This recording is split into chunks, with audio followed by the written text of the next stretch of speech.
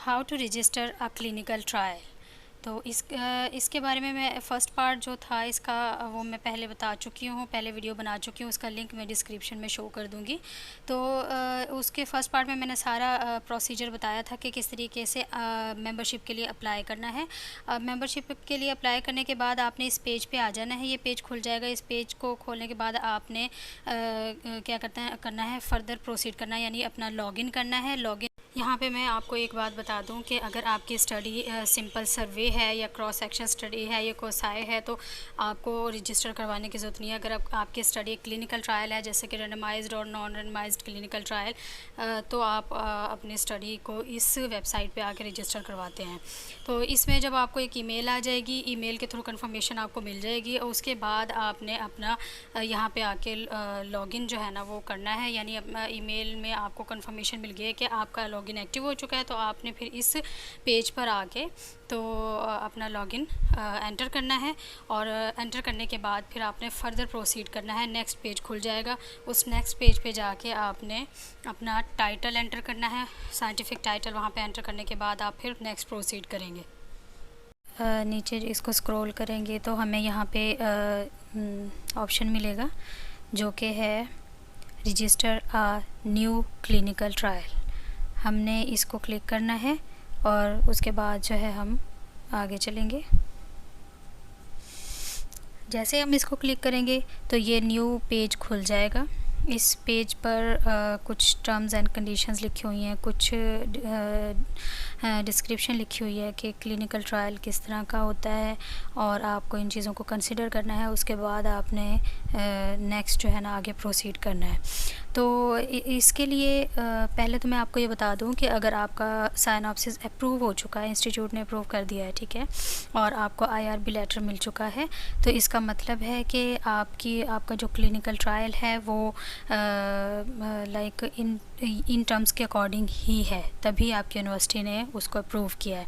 जैसे कि for example सबसे पहला जो पॉइंट है वो लिखा हुआ है क्लिनिकल ट्रायल लुक अलाइक्स के जो क्लिनिकल ट्रायल होता है उसमें अगर इन 3 चीज़ों में से कोई चीज़ अगर आपके क्लिनिकल ट्रायल में, तो आपको सोचना है कि क्या आपको इस टॉपिक को फर्दर प्रोसीड करना है इस टॉपिक के ऊपर।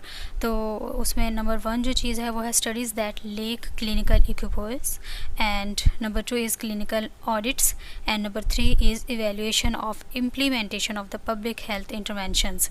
अगर ये 3 चीज़ें आपके जो क्लिनिकल ट्रायल है उसमें इन चीज़ों की कमी है, इन तीनों में से किसी एक चीज़ की भी कमी है, तो आप थोड़ा सा सोचें और अपने टॉपिक को फर्दर प्रोसीड करना है या नहीं, इसको अभी आप मज़ीद देखें और देन आप फिर रजिस्टर करवाएं अपना टॉपिक।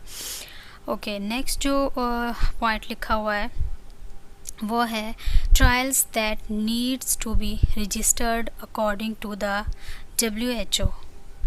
तो इसमें क्या हमने देखना है, further more please note that according to WHO definitions if your trial fits within one of the following descriptions it does not need to be registered।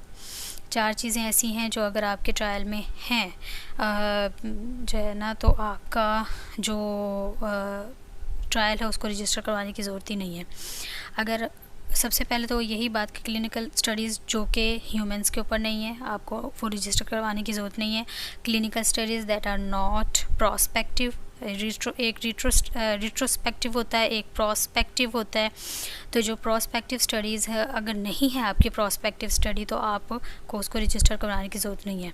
Clinical studies that do not have health related intervention, उसमें कोई भी आप एक ऐसा treatment apply नहीं कर रहे जो हेल्थ से रेलिवेंट होता है, ठीक है। लाइक सिंपल जो है वो आप रिस्क फैक्टर देख रहे हैं या कोई जस्ट लाइक आप किसी चीज़ का फैक्ट देख रहे हैं, यानी आप ट्रीटमेंट अप्लाई नहीं कर रहे जो कि हेल्थ से रेलिवेंट होता है, तो आप जो है ना उस स्टडी को भी आपको रजिस्टर करवाने की ज़रूरत नहीं है। Clinical studies that do not measure health outcomes, वही एक बात कि हेल्थ से रेलिवेंट अगर नहीं है आपका इंटरवेंशन और उसके बाद वो आउटकम्स वगैरह मेजरिंग नहीं है हेल्थ से रेलिवेंट, तो देन आपको वो स्टडी जो है ना वो नहीं करवानी लाइक आप उसको रजिस्टर करवाने की ज़रूरत नहीं। इनफैक्ट रजिस्टर आप करवाएंगे क्लिनिकल ट्रायल को, क्लिनिकल ट्रायल जैसे कि randomise and non randomise clinical trials होते हैं, उनके लिए ज़रूरी है कि आप उसको पहले रजिस्टर करवाएं, और उसके लिए आप ये वेबसाइट यूज़ करेंगे IRCT। नीचे कुछ डिटेल लिखी हुई है, जैसे कि please also note that please create a new record for each trial, and if what you are doing is part of the bigger trial, please do not create more than one record for a single trial. Like अगर एक दफ़ा आपने register करवा दिया अपना trial, तो आप बार बार उसको रजिस्टर ना करवाएं और उसका एक रिकॉर्ड जो है वो एक जगह पे सेव कर लें। एक्सेप्ट टर्म्स एंड कंडीशंस, इसको क्लिक करने के बाद आपने एक टॉपिक जो है वो अपना कोई भी टॉपिक यहाँ पे एंटर करना है जिसको भी आप रजिस्टर करवाना चाहते हैं। तो सबसे पहले आपने जो है ना एक चीज़ देखनी है कि जो आपका टॉपिक है वो आप टॉपिक या टाइटल जो है आपकी स्टडी का वो साइंटिफिक टाइटल होगा। ठीक है, आपका जो ट्रायल है उसका टाइटल साइंटिफिक ट्रायल होगा।